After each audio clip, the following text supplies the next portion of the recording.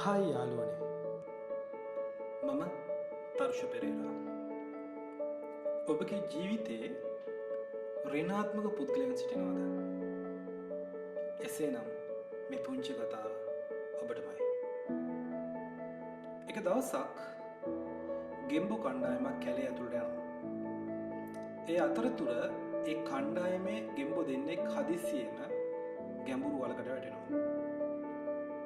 උඩ හිටපු ගෙම්බෝ සියල්ලම වලේ ගැඹුර බලලා කියනවා, මෙච්චර ගැඹුරු වලකින් ඔයාලට කවදාවත් එළියට එන්න බෑ. නමුත් වලට වැටුණු ගෙම්බෝ දෙන්නම උඩට එන්න උත්සාහ කරනවා.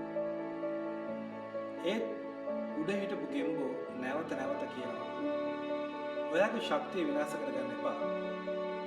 මේක පරාජිත දෙයක්. ඔයාලට බෑ ඒක කරන්න කියලා උඩ ඉන්න ගෙම්බෝ ටික වල ඇතුළේ ඉන්න ගෙම්බෝ දෙන්නව ඩිමෝටිවේට් කරනවා.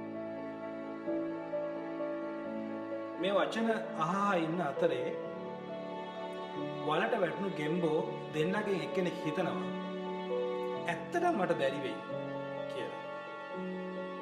ඒ ගෙම්බා උඩ පයින් එක නවත්තලා අන්තිමට වලේම මැරලා යනවා. නමුත් අනිත් ගෙම්බා ඒක අතාරින්නේ නැහැ. තව උත්සාහ කරනවා. අන්තිමට කොහොම හරි ඒ ගෙම්බා උඩට එනවා. මගේ යාළුවනේ, දැන් තමයි කතාවේ හරිම රසම තැන. උඩට ආපු ගෙම්බට ඇත්තටම කන් ඇහෙන්නේ නැහැ. උඩ හිටපු ගෙම්බෝ කියපු ඍණාත්මක වචන එකක්වත් එයාට ඇහුනේ නැහැ. ඒ නිසා එයා හිතලා තියෙන්නේ, මගේ යාළුවෝ මාව මොටිවේට් කරනවා.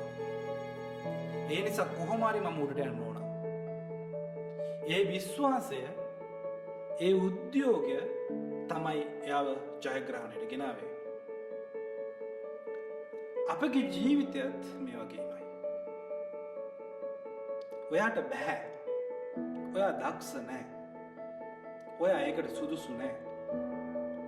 මෙවැනි වචන කියන අපිව පහලට ඇදලා දාන ඍණාත්මක මිනිස්සු අපි වටේ ඉන්නවා. එහෙම වචන අහලා අපි නවත්ත ගත්තොත් අපිටත් අර මැරුණු ගෙම්බ වගේ වලේම තමයි ඉන්න වෙන්නේ.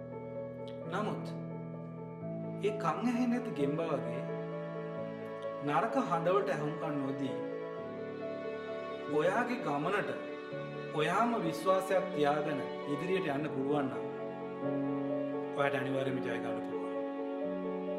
ඔයාගේ සිහින අත්හරින්න එපා. ඔයා ගැන ඔයාම විශ්වාසයක් ඇති කරගන්න. ඔබට good luck.